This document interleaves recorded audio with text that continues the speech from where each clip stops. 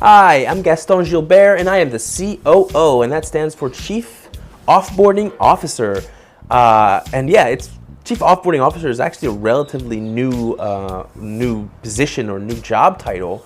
It's only been around as a result of this movement, this great resignation going on in the tech world. Most employees don't stick around at any given company for longer than a certain period of time. Usually it's about a year, but sometimes it's actually less. It's really a jungle out there. You look at companies like Amazon, like Google, like Apple, they lose hundreds of thousands of employees every single year. And you know, Bezos calls it the contagious quitting, Google calls it brain drain.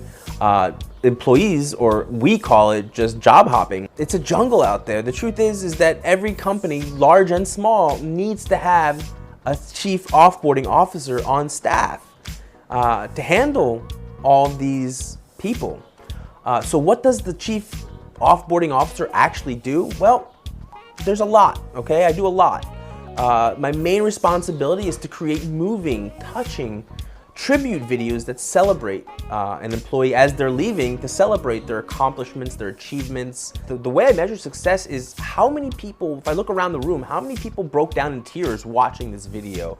If I only see one or two, that's not a great success rate. You need to have like a 30 to 40% people crying to non-crying success rate in order for this to be considered a good or a moving tribute video. A lot of people say, well, how about the dramatic, overly dramatic music? Yeah, sure, that plays a part. The slow motion shots, slowed down in black and white, yeah, that plays a part too. The gratuitous shots of baby pigs and animals and you know, that kind of stuff. Well, I mean, that's my own signature touch. But if I look around, I'm seeing 60 to 70% cry rate amongst the employees watching the videos, and as far as I'm concerned, that is a huge success.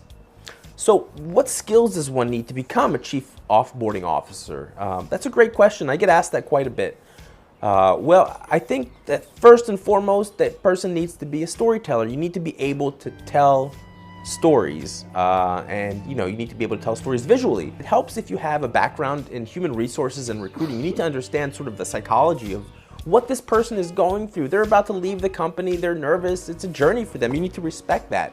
And one of the most overlooked aspects, and really, I think this is something that you need to focus on if you're gonna be a good COO, is latrinology. And that is the art of understanding the writing on the wall in bathrooms. Because that's where you'll source a lot of the actual true content about the people that are leaving and what other people thought about them. What are my two biggest fears? Well, the first fear is automation, obviously. I mean, there's a lot of smart people out there and they're creating apps and chatbots and digital agents that can take all of this stuff, add the music, add the videos, and just, they just automate the process of creating these tribute videos. And so I suspect that, within a year or two, maybe I won't have a job, which leads me to my biggest fear. And I don't say this much, but because it's kind of personal, but my biggest fear is that one day when I hand in my resignation, there won't be anyone to make a tribute video for me.